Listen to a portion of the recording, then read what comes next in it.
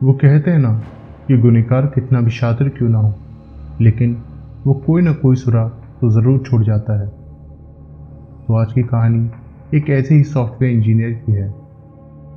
इस कहानी को जिसने भी सुना उसके होश उड़ गए। तो चलिए जानते हैं कि आखिर क्या था माजरा।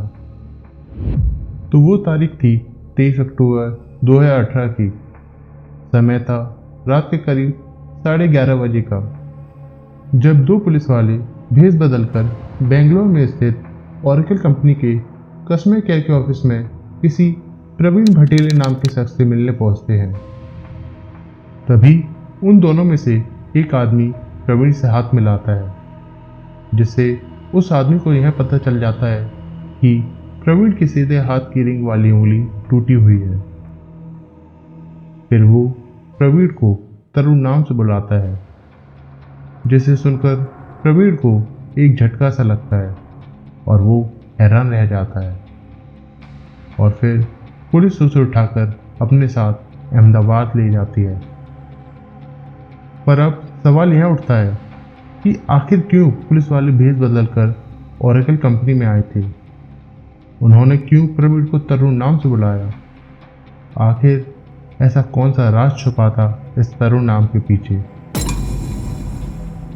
पुलिस को जांच में यह पता चलता है कि वो प्रवीण भटेले और कोई नहीं बल्कि तरुण जिनराज नाम का एक आदमी है, जिसे पुलिस पिछले 15 सालों से ढूंढ रही थी। पर तरुण की ऐसी क्या मजबूरी थी जिसके चलते उसे अपना नाम बदलना पड़ा। तो चलिए जानते हैं आखिर वो क्या थी बात। तो यह बात है साल 2003 की। अहमदाबाद में एक पति पत्नी रहते थे। पति था तरुण और उसकी पत्नी थी सजनी। दोनों की शादी 3 महीने पहले यानी दिसंबर 2002 में हुई थी। तरुण एक स्कूल में फिजिकल ट्रेनर था और साथ ही साथ वो वॉलीबॉल का एक कोच भी था, जबकि उसकी पत्नी सजनी अहमदाबाद की एक बैंक में काम करती थी। दोनों ही केरल के रहने वाले थे और दोनों की अरेंज मैरिज हुई थी।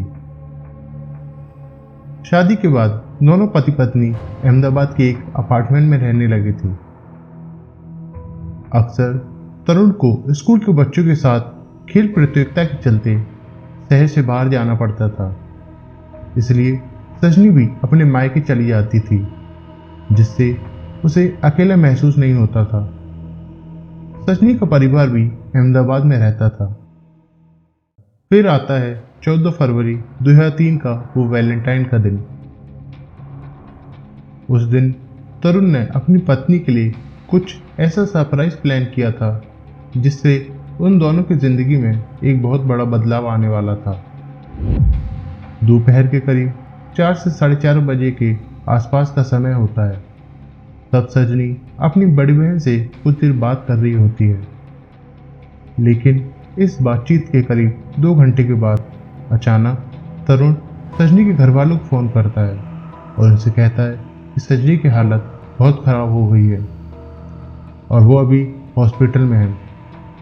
इस बात को सुनकर सजनी के घर वाले भागते भागते हॉस्पिटल पहुंचते हैं, लेकिन उनके हॉस्पिटल पहुंचने से पहले ही सजनी का देहांत हो जाता है और तरुण पूरी तरह से रोने लगता है कि मानो उस पर दुखों का पहाड़ टूट पड़ा हो। इसी बीच पुलिस हॉस्पिटल पहुंचती है। अब बॉडी का पोस्टमार्टम किया जाता है, जिससे पुलिस को यह पता चलता है कि सजनी की मौत दम घुटने की वजह से हुई थी, यानी कि सजनी का किसी ने दुपट्टे से गला घोटा था। इसी बीच पुलिस सजनी के घर की तलाशी लेती है, जिसमें पता चलता है कि वहां से सजनी के गहने गायब हैं और घर का सामान भी इधर उधर बिखरा हुआ था, जिससे पुलिस को यह लगता है कि चोरी के इरादे से इस हत्या को अंजाम दिया है। और यहाँ सजनी की मौत के गम में रोते रोते तरुण की ऐसी हालत हो जाती है कि उसे हॉस्पिटल में भर्ती करना पड़ता है, जिससे वो अपनी पत्नी का अंतिम संस्कार भी नहीं कर पाता, जिसके कारण तरुण के बड़े भाई सजनी की चिता को अग्नि देते हैं। अब 16 फरवरी के दिन पुलिस को यह पता चलता है कि सजनी का पति तरुण हॉस्पिटल से कहीं गायब हो जाता है। पुलिस को यह खबर मिलते ही उनके मन में कई सवाल उठते हैं। क्या किसी ने तरुण को अगवा कर लिया है, या फिर तरुण खुद ही हॉस्पिटल से भाग निकला हो? शायद उसी ने तो अपनी पत्नी का कत्ल तो नहीं किया। अब अहमदाबाद पुलिस अपनी जी जान से तरुण की तलाश करती है, लेकिन उन्हें तरुण को कुछ पता नहीं चलता। तरुण की तलाश करते करते पुलिस को 3 साल बीत जाते हैं, लेकिन अब भी तरुण लापता था। फिर साल आता है 2006 का, जब सजनी के घर वाले उस वक्त गुजरात के मुख्यमंत्री श्री नरेंद्र मोदी के कार्यालय में संपर्क करते हैं। तब मुख्यमंत्री कार्यालय से निर्देश मिलने के बाद पुलिस के लिए तरुण की तलाश तेज करना और भी ज़्यादा ज़रूरी हो गया था। अब मामला बेहद ही गंभीर हो गया था।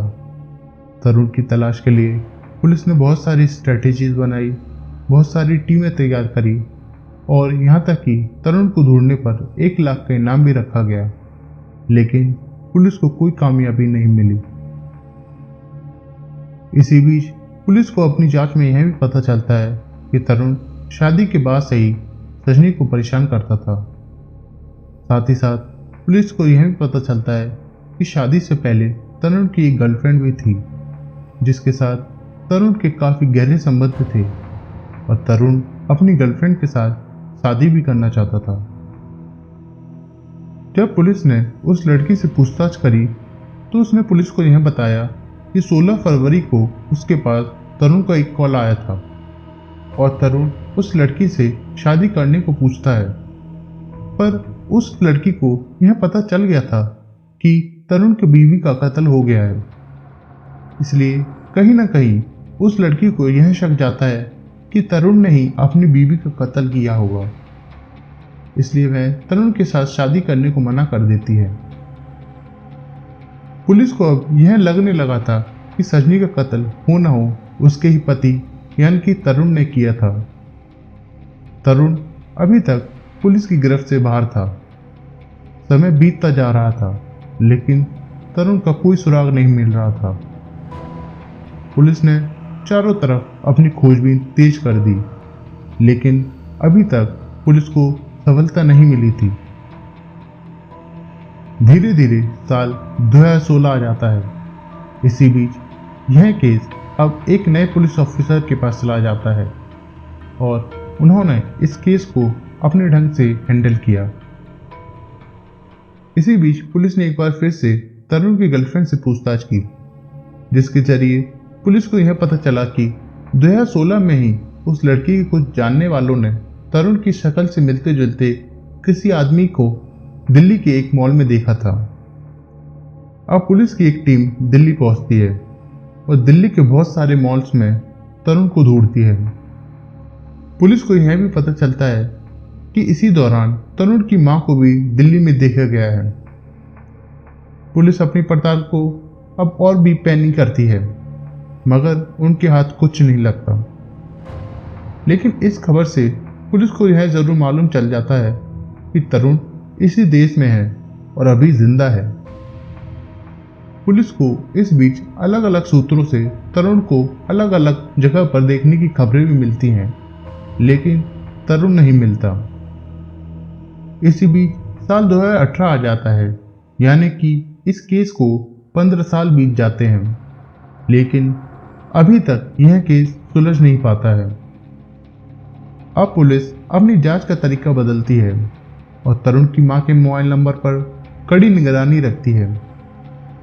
इसी बीच एक दिन पुलिस को तरुण की मां के नंबर पर एक लैंडलाइन नंबर नजर आया, जिस पर उसने बात की थी। वो लैंडलाइन नंबर बेंगलुरु का था।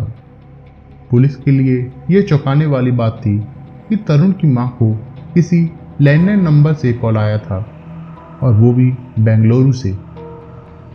तब पुलिस ने उस नंबर की जांच शुरू की, जिससे पुलिस को यह पता चलता है कि वो नंबर बेंगलुरु के ओरेकल कस्टमर केयर का नंबर है। पुलिस को यह नंबर हैरान कर रहा था, और सवाल भी सामने था कि तरुण की मां को ओरेकल कस्टमर केयर से आखिर क्या काम पड़ सकता है। तब अहमदाबाद पुलिस उस नंबर की लोकेशन यानी बेंगलुरु के लिए रवाना होती है।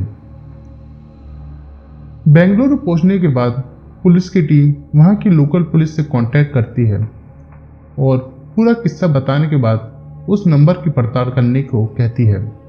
बेंगलुरु पुलिस अब ओरेकल कस्टमर केयर में पड़ताल शुरू करती है। वहां काम करने वाले हर एक एम्प्लॉय की जांच में पुलिस लग जाती है, लेकिन पुलिस को शुरू में बड़ी ही मायूसी मिलती है क्योंकि कस्टमर केयर के एम्प्लॉय लिस्ट में पुलिस को कोई तरुण नाम नहीं मिलता। लेकिन लिस्ट में प्रवीण भटेले का नाम देखकर पुलिस चौंक जाती है क्योंकि पुलिस को तरुण की मां की कॉल लिस्ट में एक नाम दिखाई दिया था और वो था प्रवीण भटेले। और तरुण की मां एक नंबर पर बात करती थी जो किसी निशा नाम की लड़की का था।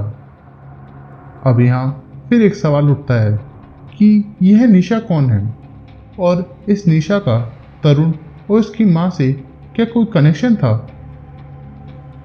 तब पुलिस ने प्रवीण के साथ साथ निशा की कुंडली खंगालना भी शुरू किया और अब पुलिस प्रवीण भटेले और तरुण की मां के बीच की बातचीत का रिकॉर्ड निकालती है। इसके साथ साथ ही पुलिस निशा और तरुण की मां के बीच हुए फोन कॉल्स की भी जानकारी जुटाती है। हालांकि पुलिस को प्रवीण और निशा का कोई सोशल अकाउंट भी नहीं मिलता। पुलिस आगे प्रवीण भटेले को ही तरुण मानकर अपनी जांच आगे बढ़ाती है। इसके बाद अहमदाबाद पुलिस को यह पता चलता है कि वॉलीबॉल मैच के दौरान तरुण की एक उंगली टूट गई थी और वो उंगली थी उसकी रिंग फिंगर। पुलिस के लिए यह जानकारी बेहद ही अहम थी। वहीं तरुण के लिए यह जानकारी एक अभिशाप साबित हुई। फिर क्या था, इसी टूटी उंगली के सहारे अहमदाबाद पुलिस प्रवीण भटेले को 23 अक्टूबर 2018 को बेंगलुरु में ओरेकल कस्टमर केयर के ऑफिस में मिलने को जाती है और जैसे ही पुलिस प्रवीण को तरुण नाम से बुलाती है तो वह घबरा जाता है और पुलिस वाले उसे हाथ मिलने के बहाने उसकी रिंग फिंगर को चेक करते हैं, जिससे उन्हें पता चलता है कि उसकी रिंग फिंगर टूटी हुई है, जिससे उन्हें यकीन हो जाता है कि प्रवीण ही तरुण है। और करीब रात 11:30 बजे के आसपास पुलिस तरुण को गिरफ्तार कर लेती है और उसे अपने साथ अहमदाबाद ले आती है। आगे प्रवीण उर्फ तरुण पुलिस को बताता है कि मैं पिछले 10 साल से बेंगलुरु में रह रहा था। साथ ही साथ उसने अपनी पहचान और सारे दस्तावेज प्रवीण भटेले नाम से बनवाए थे और उसने शादी भी कर ली थी, पर जिस लड़की से उसने शादी की थी वह उसकी गर्लफ्रेंड नहीं बल्कि वह निशा थी। जी हाँ, यह वही निशा थी जिसकी कॉल डिटेल पुलिस को तरुण की मां के नंबर के साथ मिली थी और तो और तरुण और निशा के 2 बच्चे भी थे। यहाँ पुलिस यह जरूर जानना चाहती थी कि आखिर इतना शादित होने के बाद भी प्रवीण से ये लैंडलाइन वाली गलती कैसे हो गई। आगे पुलिस को तरुण ने यह बताया कि उस दिन उसकी मां की तबीयत बेहद ही खराब थी, जिसको लेकर वह काफ़ी फिक्रमंद था। लेकिन उस दिन मोबाइल नेटवर्क काफ़ी खराब था, जिसके कारण तरुण अपनी मां से बात नहीं कर पा रहा था। इसलिए उस दिन उसने लैंडलाइन से अपनी मां को फ़ोन लगाया था। लेकिन यही तरुण की शायद पहली और आखिरी गलती साबित हुई और इसी के जरिए पुलिस ने उसे ढूंढ निकाला। आपको बता दें कि तरुण इस वक्त पुलिस की हिरासत में है और उसे इस घिनौने अपराध के लिए कड़ी से कड़ी सजा जरूर मिलेगी। दोस्तों, इस केस में अहमदाबाद पुलिस की हिम्मत, हौसले और धैर्य ने यह साबित कर दिया कि अपराधी कितना भी शातिर क्यों ना हो, वो पुलिस की नज़रों से बच नहीं सकता। हम अहमदाबाद पुलिस के इस जज्बे को दिल से सलाम करते हैं। तो दोस्तों, यदि आपको हमारा वीडियो अच्छा लगा हो तो इसे लाइक शेयर और हमारे चैनल को सब्सक्राइब करना ना भूलें। आज के लिए दोस्तों बस इतना ही। हम मिलेंगे आपसे किसी अगली वीडियो में ऐसी सच्ची घटना के साथ।